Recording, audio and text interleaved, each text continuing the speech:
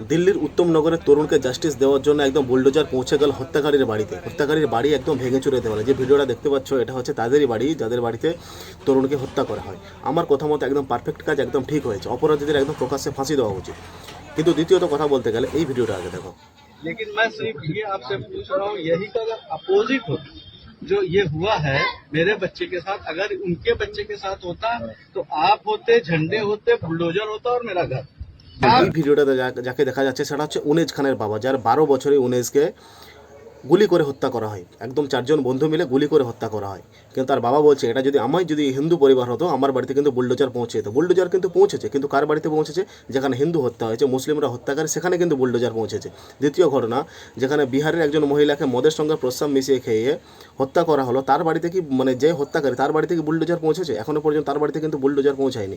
উনেজ খানের যে হত্যাকারী তার বাড়ি থেকে বুলডোজার পৌঁছেছে না, এখনও কিন্তু পর্যন্ত পৌঁছায়নি। এবার আমার প্রশ্ন হচ্ছে সেই সব বিজেপির পাঁচাটা দালাল যারা শুধুমাত্র সমাজের মধ্যে ধর্মবিদ্বেষ ছড়া, যারা শুধুমাত্র সমাজে দাঙ্গা লাগানোর চেষ্টা করে, হিন্দু মুসলমান করে একে দুটো সম্প্রদায়ের মধ্যে উগ্রতা ছড়ায় যাদেরকে, তাদের কাছে আমার প্রশ্ন হলো তোমরা তো একদম তরুণকে নিয়ে প্রচুর ভিডিও হচ্ছে, একজন 10টা 12টা করে ভিডিও বানিয়েছো, একদম প্রচুর ভিউ কামিয়েছো, প্রচুর পয়সা কামিয়েছো। ভিডিওতে আমি একবারও দেখতে পেলাম না উনেজ খানেরও একবারও নাম প্রকাশ করো না, একবারও বিহারের একজন মহিলার নামও পর্যন্ত তোমাদের কাছে প্রকাশ করতে আমরা দেখিনি।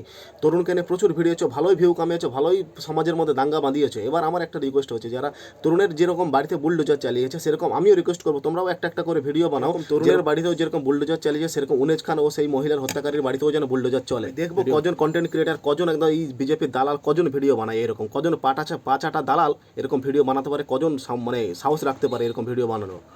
দেখবো তোমরা ভিডিও বানায়, প্রত্যেকজনের প্রোফাইল চেক করবো। তোমরা প্রচুর ভিউ কামিয়েছো, তরুণকে প্রচুর সমাজের মধ্যে দাঙ্গা বাঁধিয়েছে। এবার দেখবো তোমাদের মন মানসিকতা কীরকম, তোমার মনুষ্যত্ব কথা দাঁড়িয়ে।